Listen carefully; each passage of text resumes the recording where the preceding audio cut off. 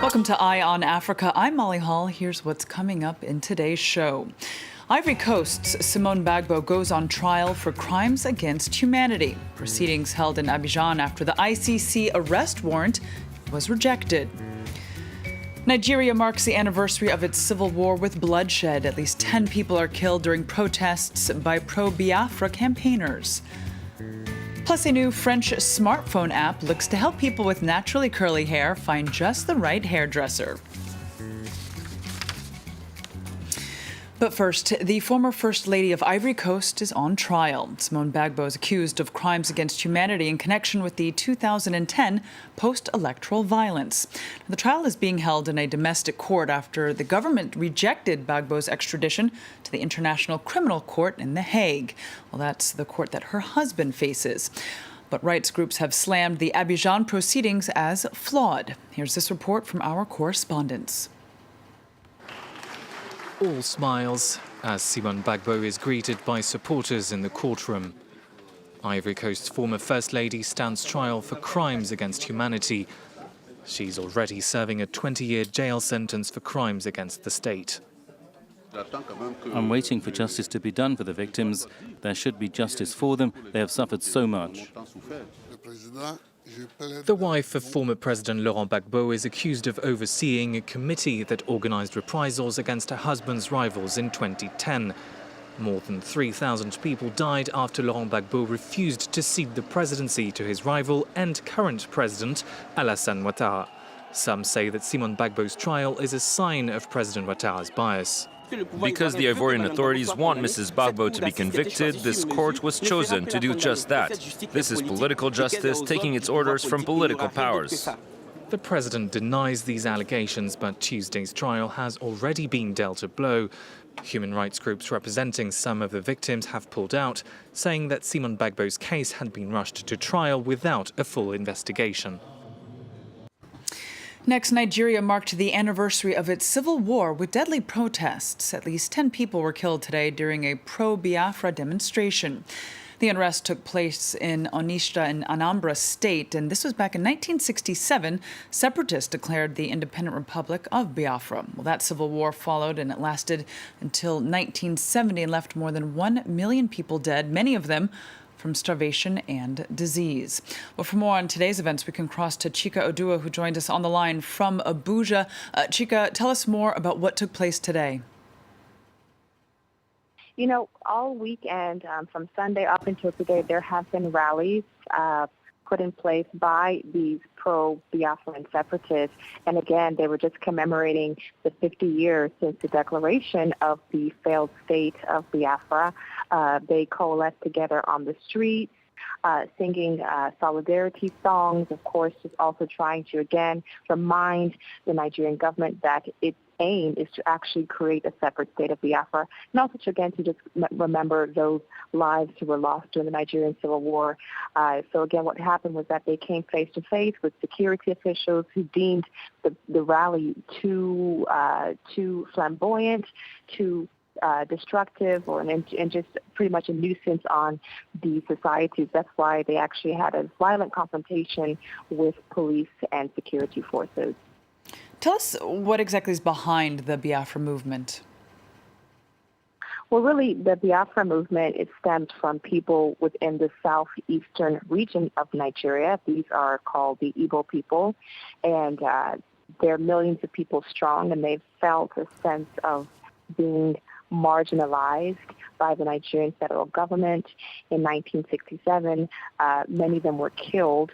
Actually, millions were killed in different parts of Nigeria. And that's when they decided to say, hey, we're going to form our own country called Biafra. And that word Biafra, it just describes a body of water south of Nigeria. So they use that word to actually describe a cause that is still alive today. There is a member, an activist of the Biafra movement who is presently being held in detention in Abuja, and his supporters are calling for his release. So this Biafra movement can be heard not just in Nigeria, but if you go to different parts of the world. In the Nigerian diaspora community, there are Biafra activists. Just yesterday, there was a rally in Hong Kong. So you see rallies on the streets of London, you see rallies in parts of Asia, of course, the United States, of Biafran activists calling for the separate state of Biafra. So this is definitely an issue that Nigeria still has to deal with. Chika, thank you for that. Chika Odua reporting from Abuja. Next, the long-standing leader of Western Sahara's Polisario movement has died. Mohamed Abdelaziz was in his late 60s and had suffered from a long illness. For 4 decades, he led the fight for the independence of Western Sahara. The vast mineral-rich disputed territory was annexed by Morocco after Spain withdrew in 1975. The Polisario Front has been based in Algeria since a United Nations ceasefire in 1991. A force that controls key oil terminals in eastern Libya says it's captured 2 towns from Islamic State militants. The Petroleum Facilities Guard, or PFG, say they're in control of Benjawad and Nofilia. Now, this is part of an advance against the Islamic State stronghold of Sirte. Now, the PFG is allied with Libya's UN-backed unity government. Western states hope it can bring together factions to stabilize the country and fight the growing presence of IS. France 24 spoke with the UN Special Envoy to Libya. The priority in the internal organization now is to have a joint command of the Libyan army. It is very clear that the Libyan political agreement foresees the Presidency Council as the supreme commander of the army. But there must be a role for Haftar, for General Haftar. There must be a role for the other security actors in the region. And it's very important the Presidency Council, with our assistance, find a solution to this problem, to have a joint command of the Libyan army, because the Libyans should not fight each other. They should fight together against the Daesh. All right, well, let's switch gears. And on a lighter note, a new smartphone app could soon change the way you do your hair. Nappy Me is putting hairdressers in connection with clients here in Paris. Now, its creator is targeting the French capital's African community and is hoping to go far beyond. Bringing a hairstylist to her Paris home. Bonjour, madame. André booked an appointment on a new app which connects clients with hairdressers. Oh, voilà. Tu veux exactement les 4 notes ou les 5 notes? Do you want 4 or 5 braids? It's up to you. You're the pro. André used to get her hair done in salons, but she says she's much happier with this online service, which allows her to choose her hairstyle and hairdresser. I got in touch with Sukaina online. I told her what my availabilities were. It's so easy. She came to my home, and here I am, getting my hair done like a princess. 24-year-old engineer Ange Boable came up with this idea. He wants Nappy Me to become the Airbnb of hairdressing. For cars, you already have Uber and BlaBlaCars. For hotels, there's Airbnb. We targeted the hairdressing market because the niche was open. There's no major player in the market, and we thought there was a lot of money to be made, since many people are willing to spend a lot to look good. Boable often refers to his hairstylists as ambassadors. Sukaina was the first to join his circle of trusted diplomats.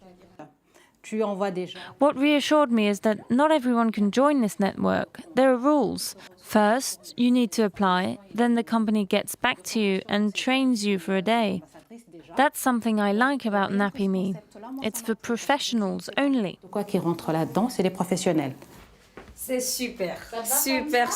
Wonderful. Thank you, Sukaina. Thank you.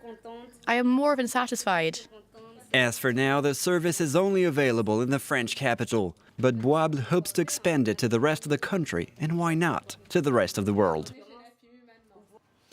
Well, that's it for this edition of Eye on Africa. The news continues after the break right here on France 24.